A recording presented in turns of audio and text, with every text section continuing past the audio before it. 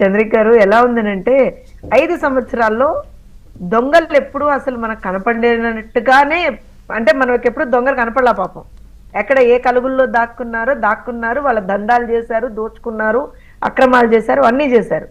ఈ 5-6 నెలల్లో, ఎందుకంటే ఇవాళ ఎగ్జాక్ట్లీ 6 మంత్స్ ఏదైతే ఉందో, ఈ 6 నెలల్లో దొంగల్ని పట్టుకుంటున్నాం, వాళ్ళు చేసిన దొంగతనాల్ని బయట పెడుతున్నాం, అలానే ప్రజలకి అభివృద్ధి ఇస్తున్నాం, సంక్షేమం ఇస్తున్నాం, ఒక మంచి పాలన ఇస్తున్నాం. అండ్ డెఫినెట్ గా మీరు అన్నట్టుగా మేము కూడా ఇక్కడ ఉన్నటువంటి ప్రభుత్వం కూడా, కూటమి ప్రభుత్వం కూడా చంద్రిక గారు మనుషులమే కదా, మాకు ఉండేది 24 గంటలే కదా.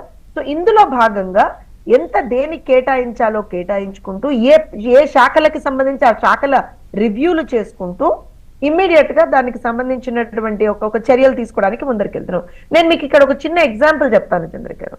మనందరికీ గుర్తుంటే శ్రీనివాస్ గారికి కరెక్ట్ గా ఆ డేట్ ఐడియా ఉండాలి, ఎందుకంటే ఆ రోజు చాలా గట్టిగా మాట్లాడారు శ్రీనివాస్ గారు.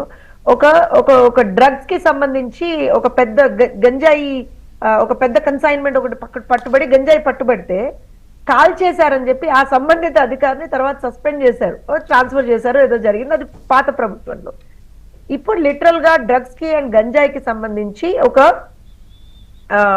ఎలీట్ అని మొన్నే ఈగిల్ అని చెప్పి మొన్నే ఒక ఈగిల్ అని చెప్పి ఒకటి మొన్ననే ఒక ఇది ఫామ్ చేసుకున్నాము. ఎక్కడికక్కడ how to go about it అనేది చూస్తున్నాం. ఇవాళ మనం ఇక్కడ మాట్లాడుతుంటే కూడా నిన్న గూగుల్ తో ఏదైతే మొన్న లోకేష్ గారు యుఎస్ వెళ్ళి ఆ ఫైనలైజ్ చేసుకుని వచ్చినటువంటి డాక్యుమెంటేషన్ పార్ట్ అంతా నిన్న గూగుల్ తో అయిపోయింది. సో ఇలా there are multiple things that we are doing.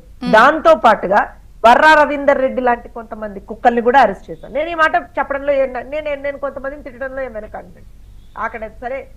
ఎందుకనంటే ఒక్కొక్కసారి ఒక మహిళగా ఉన్నటువంటి కోపాన్ని ఇంతకు మించి ఎక్కువగా వాళ్ళని తిట్టలేం కదా, మా సంస్కారం అడ్డొస్తుంది కదా.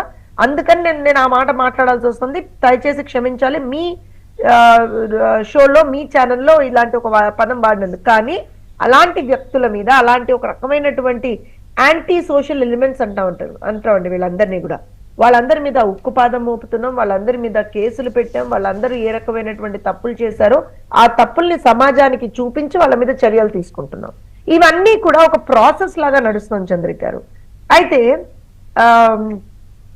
ఇక్కడ ఎక్స్పెక్టేషన్స్ కూడా ఎందుకు హై ఉన్నాయో చెప్తానండి.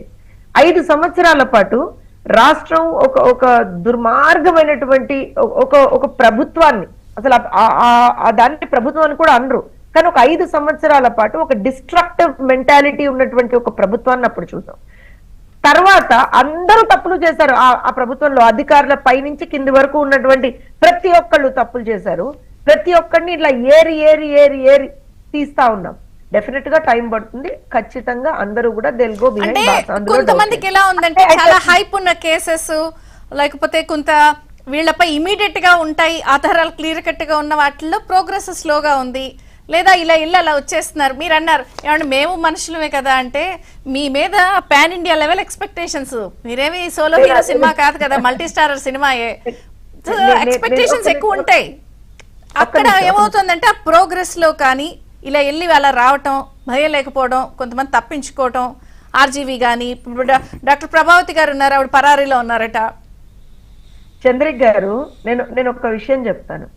ఆర్జీవి అనేటువంటి వ్యక్తి గత 5 సంవత్సరాల్లో, అండ్ ముఖ్యంగా గడిచిన అంటే మా ప్రభుత్వం రాకముందర ఒక 2-2.5 సంవత్సరాల్లో ఎంత విచ్చలవిడిగా వాగాడు అనేటువంటిది మనం అందరం చూసాం. చూడలేదని నేను అనట్లేదు. నేనే చాలా సందర్భాల్లో, నాకు తెలిసి లాస్ట్ డిబేట్ లో, మీ డిబేట్ లోనే చంద్రిక్ గారు ఆధారాలతో సహా చూపించాను.